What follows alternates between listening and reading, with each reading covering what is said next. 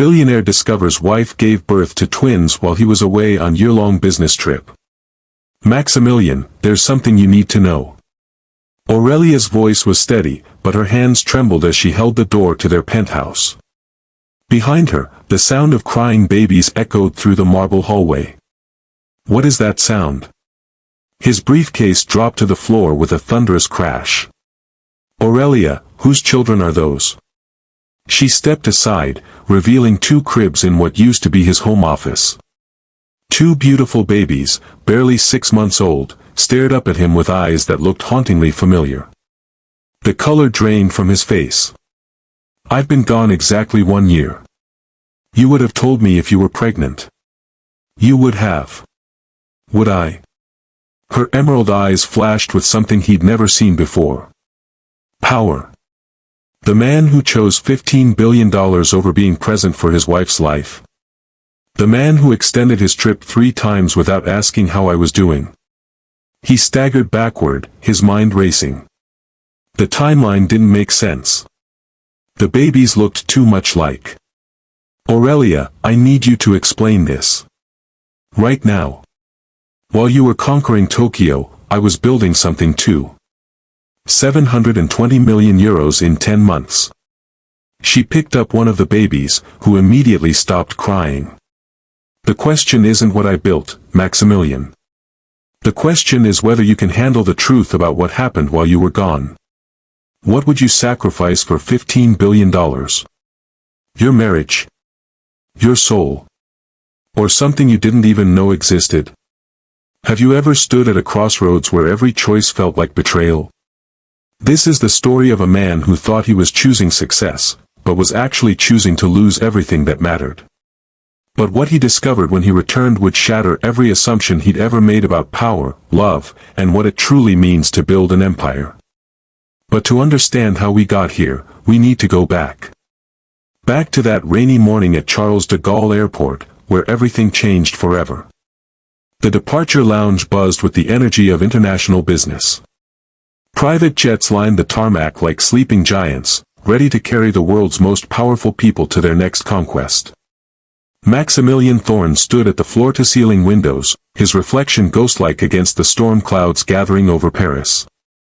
You don't have to do this. Aurelia's voice cut through his thoughts like silk through steel. She approached him slowly, her heels clicking against the polished marble floor. Even at 6 in the morning, she looked like she'd stepped out of a magazine. Emerald dress that matched her eyes, hair pulled back in a way that showed off the diamond earrings he'd given her for their 2nd anniversary.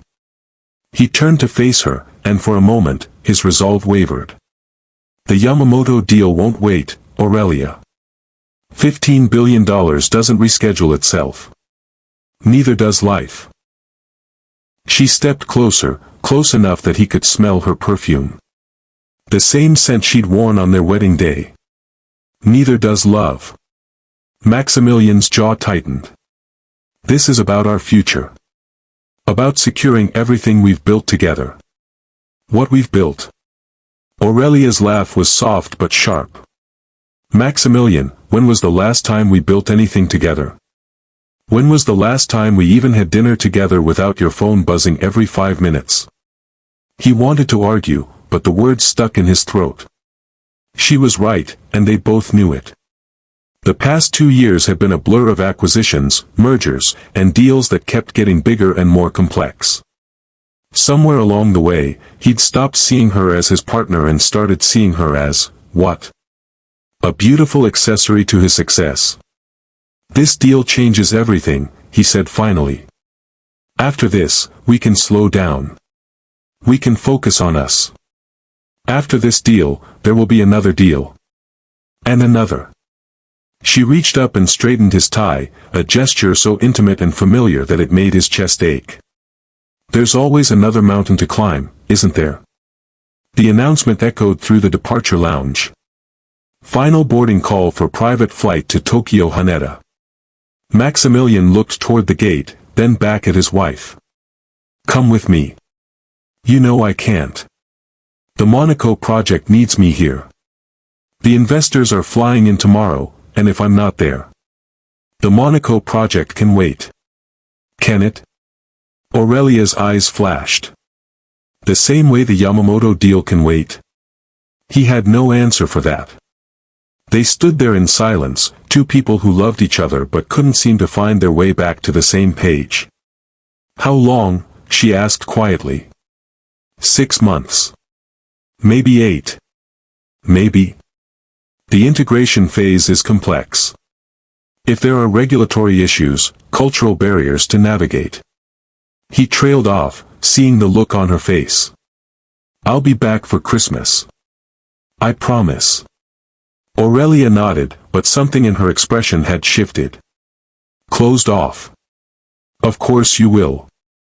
He kissed her then, desperate and hungry, trying to pour a year's worth of love into a single moment. She kissed him back, but he could feel her holding something back. Some part of herself that she was already protecting. I love you, he whispered against her lips. I love you too. But her voice sounded like goodbye. If you've ever had to choose between love and ambition, hit that like button, because this story is about to show you there might be a third option you never considered. The flight to Tokyo was turbulent. Maximilian tried to work, spreading contracts and financial projections across the leather seats of his private jet, but his mind kept drifting back to Aurelia's face. The way she'd looked at him in those final moments. Like she was memorizing him.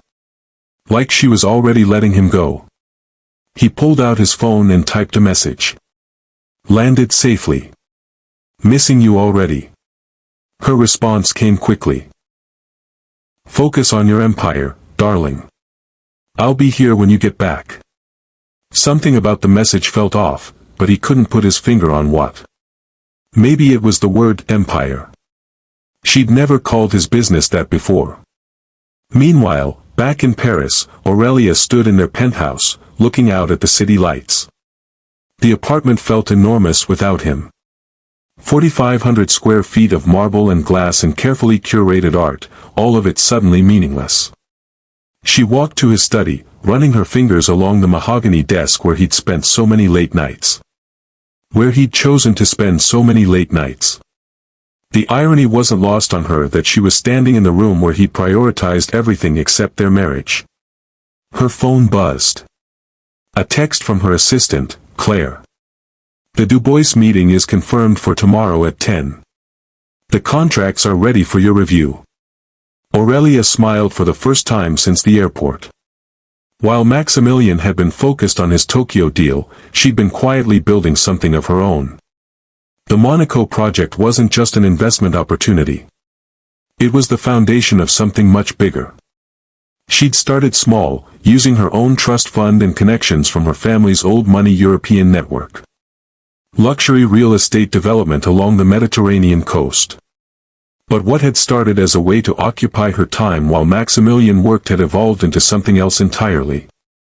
She was good at this. Better than good. She had an eye for properties that others overlooked, a talent for seeing potential where others saw problems. More importantly, she had something that many of the men in this business lacked, the ability to listen. To understand what people really wanted, not just what they said they wanted. The next morning, Aurelia sat across from Henri Dubois, one of Monaco's most influential property developers. The man was old school, the kind who still believed women belonged in supporting roles. She'd been dealing with men like him her entire life. Mrs. Thorne, Henri said, his English heavily accented. I must admit, I was surprised when you requested this meeting. Your husband's reputation precedes him, of course, but I was not aware that you were involved in business. Aurelia smiled, the kind of smile that had been disarming powerful men since she was 16. Mr. Dubois, I think you'll find that I'm full of surprises. She opened her portfolio, spreading architectural plans and financial projections across the conference table. I'm proposing a joint venture. Luxury eco-resorts along the Côte d'Azur. Not just hotels, but complete lifestyle destinations. Sustainable luxury for the environmentally conscious elite. Henri leaned forward, his interest clearly piqued despite himself. The environmental regulations alone would be already cleared. Aurelia slid a folder across the table. I've spent the past 6 months working with environmental lawyers and local governments. We have preliminary approval for 5 locations. The investment required would be substantial. 40 million euros initial investment. I'm prepared to put up 20 million myself. Henry's eyebrows shot up. 20 million. Mrs. Thorne, forgive me, but that is a considerable sum. My family has been investing in European real estate for 3 generations, Mr. Dubois. I may be young, but I'm not naive. She leaned back in her chair, projecting confidence she'd learned from watching Maximilian in countless boardrooms. The question is whether you're interested in being part of something revolutionary, or if you prefer to stick with the same tired luxury hotel model that everyone else is doing. By the end of the meeting, Henri Dubois was not only interested, he was impressed. As they shook hands, he said, Mrs. Thorne, I think your husband is a very lucky man. Yes, Aurelia replied, her smile never wavering. He is. But as she walked back to her car, her phone buzzed with a message from Maximilian. Deal negotiations more complex than expected. May need to extend timeline. How are things there? She stared at the message for a long moment before typing back. Things are perfect. Take all the time you need. That night, she celebrated her first major business victory alone, with a glass of champagne and a view of the Eiffel Tower. She should have felt lonely. Instead, she felt something she hadn't experienced in years, pride in her own accomplishments. 3 weeks later, Aurelia was in the bathroom of their penthouse, staring at a small plastic stick that was about to change everything. 2 pink lines. Clear as day. Unmistakable. She was pregnant. Her hands shook as she set the test on the marble countertop. The irony was almost laughable. After 2 years of trying, of fertility specialists and ovulation calendars and carefully timed intimacy that felt more like a business transaction than love, she was finally pregnant. And Maximilian was 8,000 miles away, completely absorbed in a deal that was apparently more complex than anyone had anticipated. She picked up her phone to call him, then stopped. It was 3 in the morning in Tokyo. He'd be asleep, and tomorrow he had the crucial meeting with the Yamamoto board. This news could wait a few hours. But a few hours turned into a few days, and a few days turned into a week. Every time she tried to call, something got in the way. He was in meetings, or dealing with cultural misunderstandings, or navigating regulatory hurdles that kept pushing back his timeline. I'm sorry, darling, he said during one of their brief conversations. This is taking longer than expected. The Japanese way of doing business is methodical. But we're making progress. How much longer? She asked, her hand unconsciously moving to her still flat stomach. Another month, maybe 2. I know it's frustrating, but this deal will set us up for life. Set us up for life. As if they weren't already set up for life. As if they needed more money, more success, more of everything except what actually mattered. Maximilian, she started, then stopped. How do you tell someone they're going to be a father over a crackling international phone connection? How do you share the most important news of your life with someone who's too busy to have a real conversation? What is it? Nothing. Just. I miss you. I miss you too. But this will all be worth it, I promise. After she hung up, Aurelia sat in their bedroom, looking at herself in the full-length mirror. She didn't look pregnant yet, but she felt different.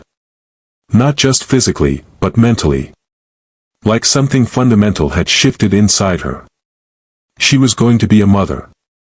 And apparently, she was going to figure out how to do it alone. The next morning, she called Claire. Clear my schedule for the rest of the week.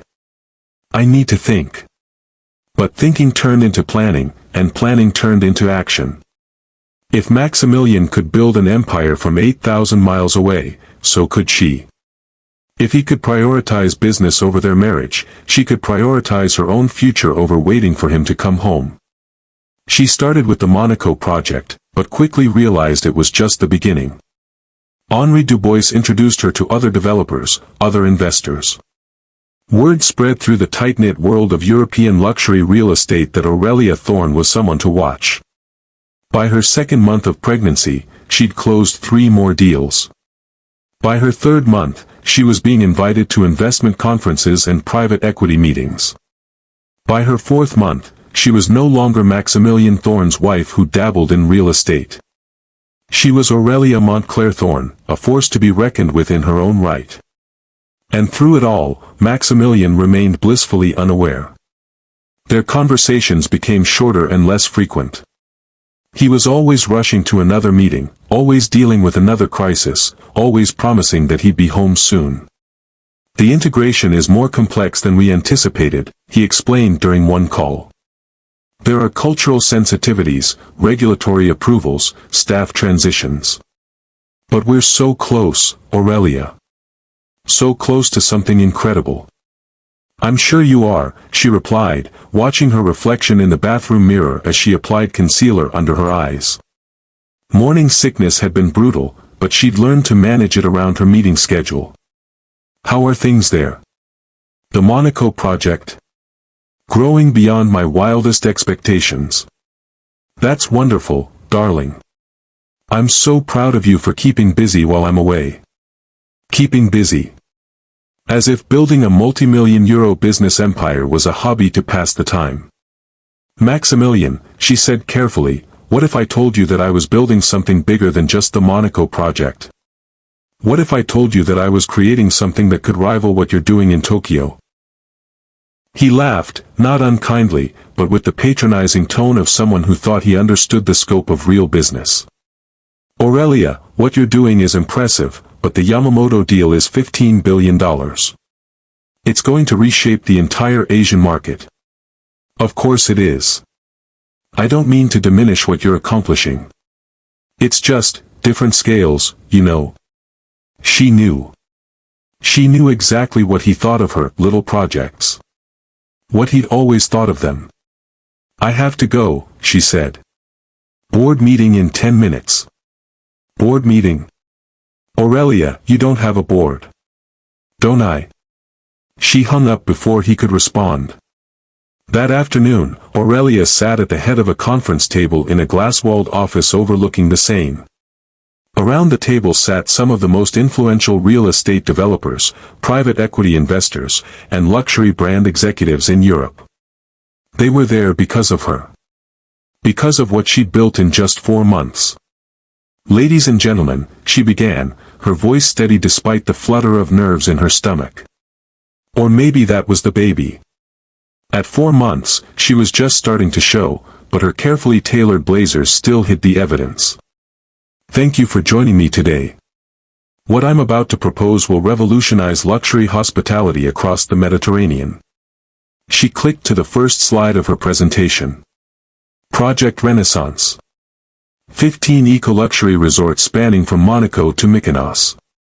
Not just hotels, but complete lifestyle ecosystems. Sustainable luxury that doesn't compromise on experience. The numbers on the screen were staggering. 720 million euros in projected revenue over the first 3 years. 250 million in initial investment, with funding already secured from a consortium of European investors who believed in her vision. The environmental impact will be net positive, she continued. Each resort will generate more renewable energy than it consumes, process its own waste, and contribute to local marine conservation efforts. We're not just building hotels. We're building the future of responsible luxury. When she finished her presentation, the room was silent for a moment. Then Henri Dubois started clapping, and the rest of the room joined in. Madame Thorne, said Isabella Rossi, one of Italy's most successful hotel executives, this is extraordinary. When do we begin? As Aurelia fielded questions and negotiated terms, she felt something she'd never experienced before. This wasn't just success. This was power. Real power. The power to create something from nothing, to inspire people to believe in a vision that existed only in her mind. And she was doing it all while growing a human being inside her body. That evening, she called Maximilian. It was morning in Tokyo, and she could hear the bustle of the city in the background. "Darling, I can't talk long. We're heading into final negotiations today. This could be it." "That's wonderful," she said, looking out at the Paris skyline from her office. Her office. "I have some news too." "Oh. Did the Monaco project get approved for the second phase?" She almost laughed. The Monaco project was now just one small piece of something much larger. Something like that. "Maximilian, what would you say if I told you I was pregnant?" The line went quiet for so long that she thought the call had dropped.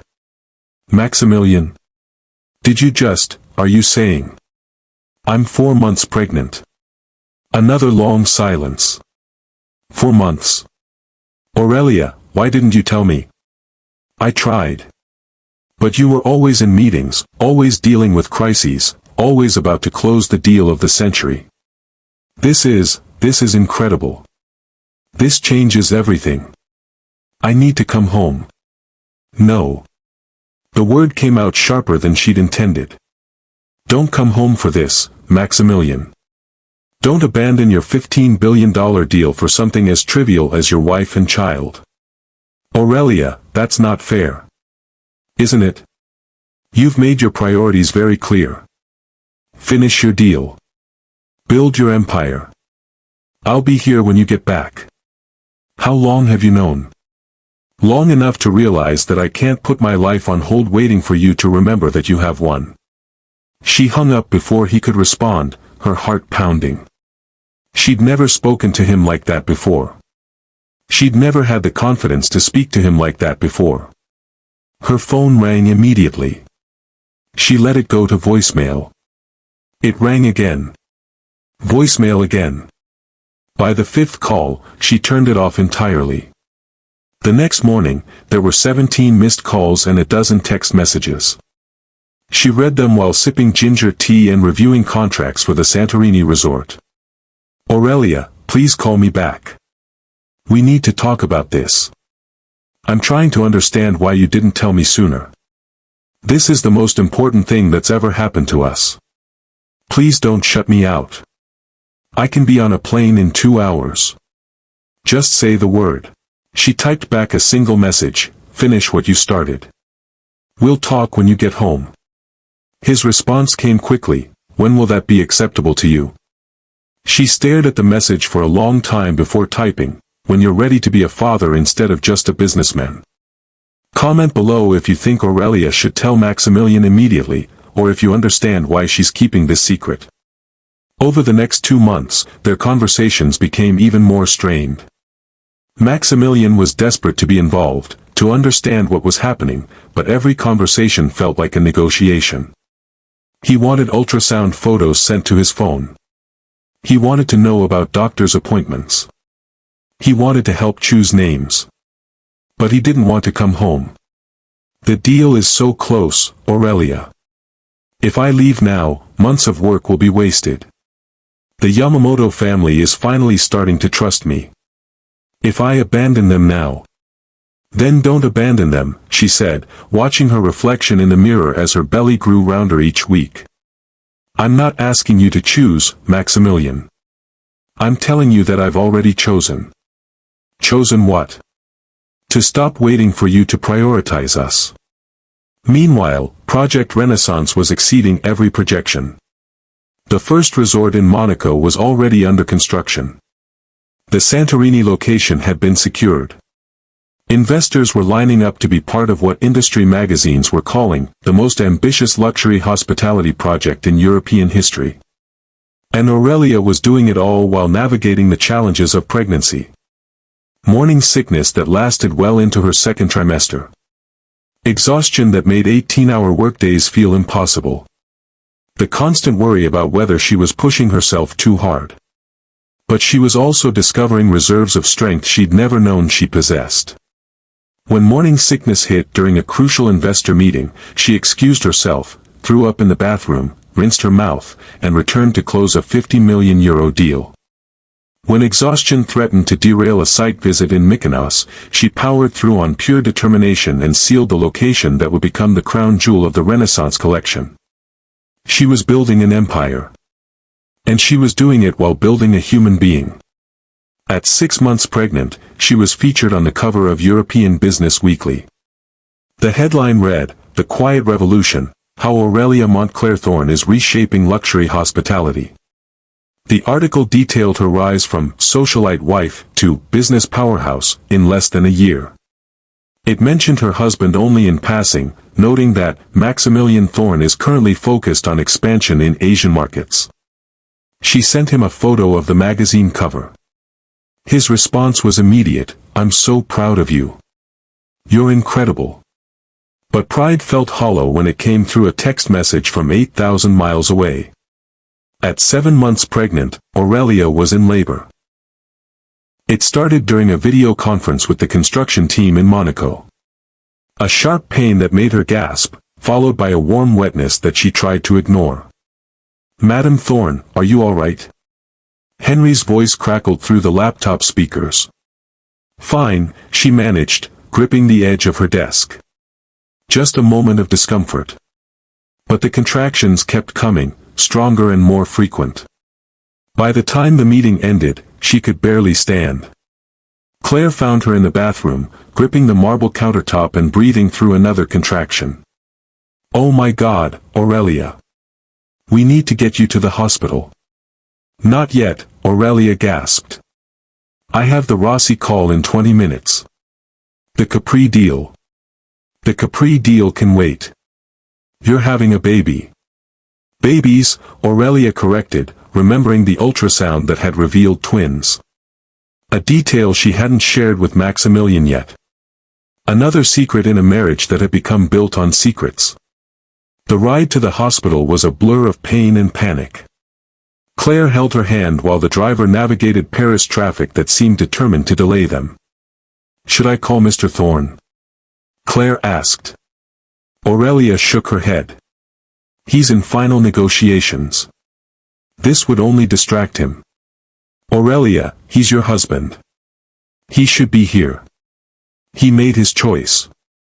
Another contraction hit, stronger than the others. "I'm making mine." At the hospital, everything happened quickly. The twins were coming early, but not dangerously so. 34 weeks. The doctors were optimistic. "Do you want us to contact the father?" a nurse asked as they prepped her for delivery. "The father is building an empire," Aurelia said through gritted teeth. "I'm building the next generation." Orion came first, screaming his displeasure at being evicted from his comfortable home. 6 pounds, 2 ounces of pure indignation. Celeste followed 20 minutes later, smaller but fiercer, her cries somehow more demanding than her brother's. As the nurses cleaned and weighed the babies, Aurelia lay back against the pillows, exhausted but exhilarated. She'd done it. She'd brought 2 perfect human beings into the world, and she'd done it alone. Well, not entirely alone. Claire was there, crying almost as hard as the babies. The medical team was professional and caring. But the person who should have been there, the person whose children she'd just delivered, was 8,000 miles away, probably in a boardroom, probably closing the deal that was more important than this moment. "They're beautiful," Claire whispered, holding Orion while a nurse checked Celeste's vitals. "They're perfect," Aurelia agreed, reaching for her daughter. Celeste settled immediately in her arms, as if she'd been waiting her whole life for this moment. Her phone buzzed. A text from Maximilian, "How are you feeling today? The baby must be getting big." She stared at the message, then at the 2 babies who were looking up at her with eyes that were unmistakably their father's. She typed back, "We're all fine. Focus on your deal." It wasn't a lie. They were fine. Better than fine. They were complete. The first 3 months of motherhood were a blur of sleepless nights, endless feedings, and the kind of exhaustion that Aurelia had never experienced, not even during her most demanding business negotiations. But they were also filled with moments of pure joy that made every sacrifice worthwhile. Orion was the contemplative one, studying everything with serious dark eyes that reminded her painfully of Maximilian. He would lie in his crib for hours, just watching the mobile spin above him, as if he was analyzing the mechanics of how it worked. Celeste was pure fire from day one. She demanded attention, demanded to be held, demanded that the world revolve around her schedule. When she cried, it was with the authority of someone who expected immediate results. "She's going to be a CEO someday," Claire observed during one of her daily visits to help with the twins. "She already is," Aurelia replied, bouncing Celeste while simultaneously reviewing contracts for the Mykonos resort on her tablet. "She's been running this household since the day she was born." The business hadn't stopped for motherhood. If anything, it had accelerated. Word had spread through European business circles about Aurelia's accomplishment. Not just the business success, but the fact that she delivered twins and was back to work within weeks, running board meetings from her penthouse while babies slept in designer bassinets nearby. She'd become something of a legend. The woman who could negotiate million-euro deals while breastfeeding. The mother who brought her children to construction site visits, wearing them in designer carriers while inspecting luxury resort foundations. "Madame Thorne," Henri Dubois said during one video conference, "I must ask. How do you manage it all?" Aurelia looked down at Orion, who was sleeping peacefully in her arms while she reviewed architectural plans. "The same way men have been managing business and family for centuries, Henri. I just do it." But the truth was more complicated. She managed it because she had to. Because Maximilian's calls had become even less frequent as his deal reached its final stages. Because she'd realized that waiting for him to come home and be a father was like waiting for rain in the desert. It might happen eventually, but she couldn't build her life around that possibility. "The Yamamoto integration is in its final phase," he told her during their last conversation, 3 weeks ago. "I know I said I'd be home by Christmas, but there are complications with the regulatory approval. Maybe February." "Maybe February," she repeated, looking at Orion and Celeste, who were now 4 months old and had never met their father. "I know it's frustrating, but this deal will change everything for us." It already has. She'd hung up before he could ask what she meant. The truth was, she didn't need him anymore. Not financially, not professionally, not even emotionally. She'd discovered that she was stronger than she'd ever imagined. That she could build an empire and raise children and navigate the complexities of international business all while he was chasing his own dreams on the other side of the world. Project Renaissance was now valued at over 700 million euros. The Monaco resort was set to open in 6 months. The Santorini location was breaking ground next month. Investors were calling it the most successful luxury hospitality launch in European history. And she'd done it all while he was gone. The irony wasn't lost on her that she'd become everything he'd always claimed to be. Visionary. Ruthless when necessary. Capable of seeing opportunities that others missed. The difference was that she'd done it without sacrificing the people she loved. Well, person. Singular. Because somewhere along the way, she'd stopped loving the man who'd chosen $15 billion over being present for the birth of his children. It was a Tuesday morning in March when everything changed. Aurelia was in her home office, Celeste sleeping in her arms while Orion played on a blanket nearby, when Claire burst through the door.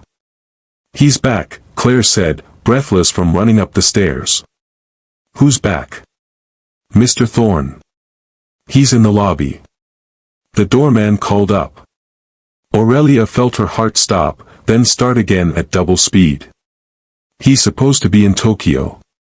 "Apparently not anymore." She looked down at Celeste, who was stirring in her arms, then at Orion, who was chewing on a toy that cost more than most people's monthly salary. Her children. His children. The children he'd never met. "What do I do?" she whispered. "You tell him the truth," Claire said gently. "All of it." The elevator ride to the penthouse felt like the longest 45 seconds of Maximilian's life. He'd been traveling for 18 hours, from Tokyo to Paris, running on nothing but adrenaline and the desperate need to see his wife and child. Children, he corrected himself. Twins. The ultrasound photos she'd finally sent him showed two perfect babies, and he'd stared at them for hours during the flight, trying to memorize every detail. He'd closed the Yamamoto deal. $15 billion, the largest acquisition in his company's history. It should have felt like the greatest triumph of his career. Instead, all he could think about was how much he'd missed. How much he'd sacrificed for numbers on a balance sheet. The elevator doors opened, and he stepped into the penthouse that had been his home for 5 years but suddenly felt foreign. Everything looked the same, but something fundamental had shifted. The energy was different. More alive, somehow. "Aurelia," he called out. "In here." Her voice came from his study, and he followed it, his heart pounding. He'd imagined this moment 1,000 times during the flight. How he'd sweep her into his arms, how he'd apologize for being gone so long, how he'd meet his children and everything would finally make sense. But when he reached the doorway of his study, he stopped short. The room had been transformed. His mahogany desk was still there, but it was covered with baby supplies and business documents. 2 cribs sat where his leather reading chairs used to be. The walls were lined with architectural plans and financial projections that he didn't recognize. And in the center of it all sat Aurelia, more beautiful than he remembered, holding a baby while another played on a blanket at her feet. "Maximilian, there's something you need to know." Her voice was steady, but her hands trembled as she held the door to their penthouse. Behind her, the sound of crying babies echoed through the marble hallway. "What is that sound?" His briefcase dropped to the floor with a thunderous crash. "Aurelia, whose children are those?" She stepped aside, revealing 2 cribs in what used to be his home office. 2 beautiful babies, barely 6 months old, stared up at him with eyes that looked hauntingly familiar. The color drained from his face. "I've been gone exactly 1 year. You would have told me if you were pregnant." "You would have." "Would I?" Her emerald eyes flashed with something he'd never seen before. Power. The man who chose $15 billion over being present for his wife's life. The man who extended his trip 3 times without asking how I was doing. He staggered backward, his mind racing. The timeline didn't make sense. The babies looked too much like. "Aurelia, I need you to explain this. Right now. While you were conquering Tokyo, I was building something too. 720 million euros in 10 months. She picked up one of the babies, who immediately stopped crying. "The question isn't what I built, Maximilian. The question is whether you can handle the truth about what happened while you were gone." He stared at the babies, his mind trying to process what he was seeing. The boy had his nose, his serious expression. The girl had Aurelia's delicate features but his stubborn chin. "They're mine," he whispered. "Biologically, yes." "Biologically?" The word hit him like a physical blow. "Aurelia, I'm their father." "Are you?" She stood up, still holding the baby girl, and he was struck by how different she looked. Stronger. More confident. Like she'd discovered something about herself while he was gone. Being a father requires more than DNA, Maximilian. It requires presence. Commitment. The willingness to put someone else's needs before your own ambitions. "I was building our future." "No, you were building your future." "I was building ours." She gestured around the room, and for the first time, he really looked at what surrounded him. The architectural plans weren't just sketches. They were detailed blueprints for luxury resorts. The financial documents weren't household budgets. They were investment portfolios worth hundreds of millions of euros. What is all this? Project Renaissance. 15 eco-luxury resorts across the Mediterranean. The most ambitious sustainable hospitality project in European history. She shifted the baby to her other arm with practiced ease. "I started it the day you left for Tokyo." I finished the first phase the day I gave birth to your children. You gave birth alone. I did everything alone, Maximilian. The pregnancy, the labor, the sleepless nights, the business meetings, the construction oversight. Everything. He felt like he was drowning. Why didn't you tell me? Why didn't you call me when you went into labor? Because you made it very clear that your deal was more important than anything happening here. That's not true. Isn't it? She walked to the window, looking out at the Paris skyline. How many times did I try to tell you important news, only to be interrupted by your meetings? How many conversations did we have where you were clearly distracted by emails and phone calls? How many times did you promise to come home, only to extend your trip because the deal was more complex than expected? He wanted to argue, but the words stuck in his throat. Because she was right. Every word of it was true. I tried to tell you I was pregnant, she continued. Multiple times. But you were always rushing to another meeting, always dealing with another crisis. So I stopped trying. You should have made me listen. I shouldn't have had to make you listen, Maximilian. You should have wanted to hear what your wife had to say. The baby in her arms started fussing, and she began to rock her gently. The motion was so natural, so practiced, that it hit him like a punch to the gut. She'd learned to be a mother without him. She'd figured out how to suit their children, how to read their needs, how to balance their care with running a business empire. What are their names? He asked quietly. Orion and Celeste. Orion, he repeated, looking at the boy who was still playing on the blanket. Like the constellation. Like the hunter. Strong and determined. She looked down at the girl in her arms. And Celeste, like the heavens. Beautiful and infinite. They're perfect. Yes, they are. He took a step toward them, then stopped when Aurelia tensed. Can I hold them? They don't know you, Maximilian. You're a stranger to them. The words cut deeper than any business rejection he'd ever received. I'm their father. You're the man who provided half their DNA. Being a father is something you earn. Share this video if you believe women can literally do anything, because what you're about to see will blow your mind. He sank into the chair behind his desk, his head in his hands. I closed the deal. $15 billion. The largest acquisition in the company's history.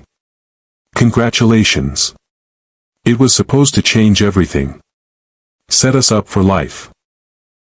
We were already set up for life, Maximilian. What we needed was a husband and father who was present for it. I thought I was doing this for us. For our family. What family?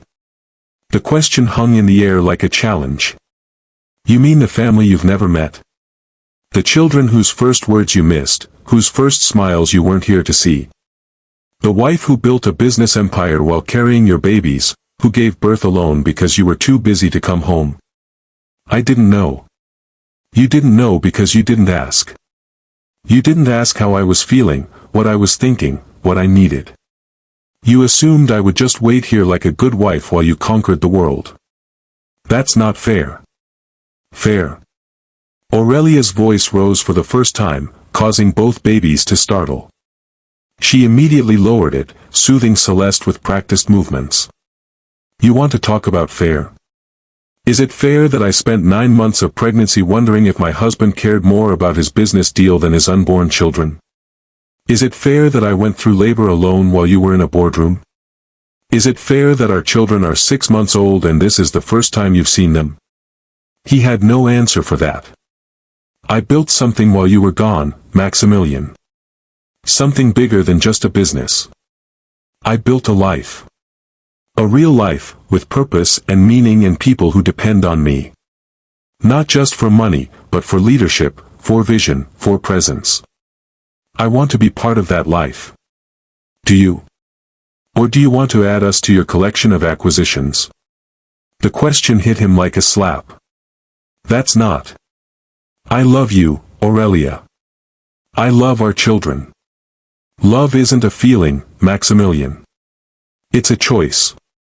It's showing up, day after day, even when it's inconvenient. It's putting someone else's needs before your own ambitions. It's being present for the moments that matter. I'm here now. Yes, you are. The question is why? Did you come home because you missed us, or because you finally closed your deal and could fit us into your schedule? He opened his mouth to answer, then closed it. Because the truth was complicated. He had missed them, desperately.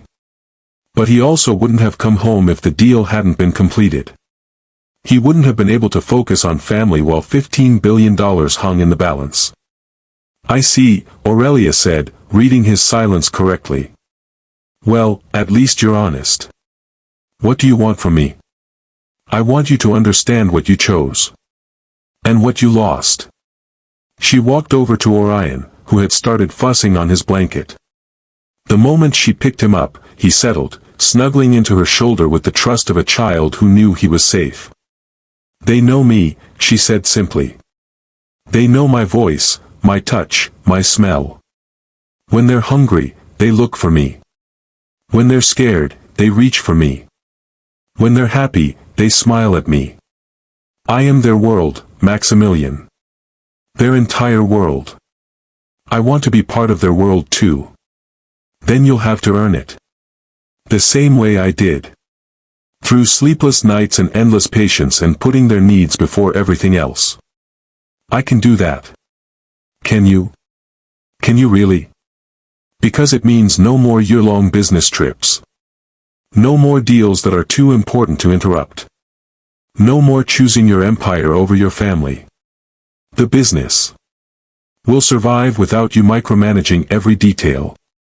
You have capable people working for you. Trust them to do their jobs while you learn to do yours. My job? Being a husband. Being a father. Being present. He looked around the room again, really seeing it this time. The cribs weren't just furniture. They were evidence of a life he'd missed. The business documents weren't just papers. They were proof of what his wife had accomplished while he was chasing his own dreams. 720 million euros, he said quietly. In 10 months. While pregnant. While raising newborn twins. While you were gone. How? The same way you built your empire, Maximilian. Vision, determination, and the willingness to work harder than anyone else. The difference is that I did it without sacrificing the people I love. I never meant to sacrifice you. But you did. You sacrificed our marriage for your ambition. You sacrificed being present for your children's first months of life for a business deal. You sacrificed being the man I fell in love with for being the man you thought you needed to be. Who was the man you fell in love with? Aurelia was quiet for a long moment, swaying gently with Orion in her arms. He was someone who saw me as a partner, not an accessory. Someone who valued my opinions, not just my support. Someone who understood that the greatest empires aren't built in boardrooms, but in the hearts of people who choose love over fear. I can be that man again. Can you? Because that man wouldn't have left his pregnant wife for a year-long business trip. That man wouldn't have missed the birth of his children for a deal, no matter how lucrative. That man would have understood that some things are more important than money. What do you want me to do? I want you to choose, Maximilian. Really choose. Not just say the words, but make the choice with your actions, your priorities, your presence. Choose between what? Between being the man who conquered Tokyo and being the man who comes home to his family every night. Between being the CEO who closes billion-dollar deals and being the father who reads bedtime stories. Between building an empire and building a life. Why can't I do both? Because you've already proven that you can't. When forced to choose between your business and your family, you chose business. Every time. That's not fair. Life isn't fair, Maximilian. But love is a choice. And I'm choosing to stop waiting for you to choose us. The words hung in the air between them like a verdict. What does that mean? It means that I've built a life without you. A good life. A meaningful life. And I'm not going to tear it down just because you finally decided to come home. Are you asking for a divorce? I'm asking you to prove that you deserve to be part of this family. Not because you're biologically connected to us, but because you're willing to prioritize us. Every day. In every decision. In every choice between your ambition and our needs. How do I do that? You figure it out. The same way I figured out how to build a business empire while raising your children. The same way I figured out how to be strong enough for all of us when you weren't here to help carry the load. She walked to the door, still holding Orion, with Celeste following in her other arm. Where are you going? To put them down for their nap. They have a schedule, Maximilian. A routine. A life that doesn't revolve around your convenience. Can I help? Do you know how? He didn't answer, because they both knew he didn't. Learn, she said simply. If you want to be part of their lives, learn how to take care of them. Learn their schedules, their preferences, their needs. Learn to put them first. And us? Our marriage? Our marriage ended the day you chose $15 billion over being present for the birth of your children. What happens next depends on whether you can become the man worthy of starting over. She left him alone in the room that had once been his sanctuary and was now evidence of everything he'd missed. He sat there for a long time, surrounded by the remnants of two lives that had grown apart while he was chasing his dreams. His phone buzzed. A message from his assistant in Tokyo: congratulations on closing the Yamamoto deal. The board wants to discuss the next acquisition opportunity. When can you schedule a call? He stared at the message for a long time, then deleted it without responding. For the first time in his adult life, Maximilian Thorne had no idea what came next. 2 years later, the penthouse was filled with the sound of children's laughter. Orion was walking now, toddling around the living room with the determined focus he'd inherited from both parents. Celeste was right behind him, chattering in the mix of French and English that had become the household language. Maximilian sat on the floor, building blocks scattered around him, while Aurelia reviewed contracts at the dining table. It was a Tuesday afternoon, and he was exactly where he was supposed to be. Papa, look! Celeste held up a tower of blocks that defied all laws of physics and engineering. That's incredible, sweetheart, he said, genuinely amazed by his daughter's architectural ambitions. You're going to be an engineer someday. Like Mama? Like Mama. Aurelia looked up from her contracts and smiled. It had taken time, but they'd found their way back to each other. Not to the marriage they'd had before, but to something new. Something stronger. Maximilian had kept his word. He'd learned to change diapers, to soothe crying babies, to read bedtime stories with the same intensity he'd once brought to board meetings. He'd restructured his entire business to allow for presence, hiring capable executives and trusting them to handle day-to-day operations while he focused on being a father. It hadn't been easy. There had been moments when he'd been tempted to take that call, to fly to that meeting, to prioritize the deal over the family dinner. But every time, he'd remembered Aurelia's words, love is a choice. And he'd chosen love. How's the Corsica project coming? He asked, watching Orion attempt to knock down his sister's tower. Ahead of schedule and under budget, Aurelia replied. We should be ready for the grand opening next spring. Project Renaissance had become the most successful luxury hospitality venture in European history. 15 resorts across the Mediterranean, each one a masterpiece of sustainable luxury. Aurelia had been featured on the cover of Forbes, named European Businesswoman of the Year, and invited to speak at conferences around the world. But more importantly, she'd done it all while being present for her children's lives. I'm proud of you, Maximilian said, meaning it completely. I'm proud of us, she replied. Because that's what they'd become. Not two separate people pursuing individual dreams, but a partnership. A team. A family that had learned to build empires together instead of apart. Papa, story time. Orion announced, abandoning his blocks and climbing into Maximilian's lap. Story time. Celeste echoed, not to be outdone by her brother. Maximilian looked at Aurelia, who nodded and closed her laptop. What story do you want to hear? He asked, settling both children in his arms. The one about the prince and princess who built a castle together, Celeste said. That's a good story, Maximilian agreed. Once upon a time, there was a prince who thought he had to conquer the whole world to prove he was worthy of love. Was he silly? Orion asked. Very silly.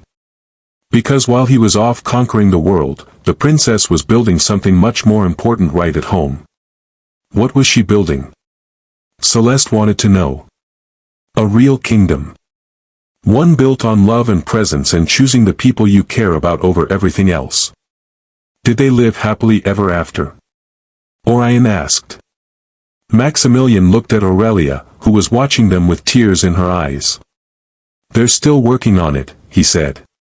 But they learned that the greatest empires aren't built in boardrooms or conquered in foreign lands. They're built in moments like this, with the people who matter most. I love this story, Celeste declared. Me too, said Orion. Me three, said Aurelia. Me four, said Maximilian, pulling his family closer. Outside, the Paris skyline glittered in the afternoon sun. Inside, the Thorne family had everything they'd ever really needed. Not because they'd chosen between love and success, but because they'd learned that the greatest success was love itself. Subscribe if you believe that the greatest empires aren't built in boardrooms, but in the hearts of people who refuse to choose between love and success. Because sometimes, the most important deal you'll ever close is the one that brings you home to the people who matter most. And sometimes, the greatest empire you'll ever build is the one that exists in the laughter of your children, the trust of your partner, and the knowledge that you chose presence over profit, love over ambition, and family over everything else the world told you was important. The Thorne Empire wasn't measured in billions of dollars or international acquisitions. It was measured in bedtime stories and family dinners, in shared dreams and mutual support, in the understanding that true power comes not from what you can take from the world, but from what you can give to the people you love. And that empire would last forever.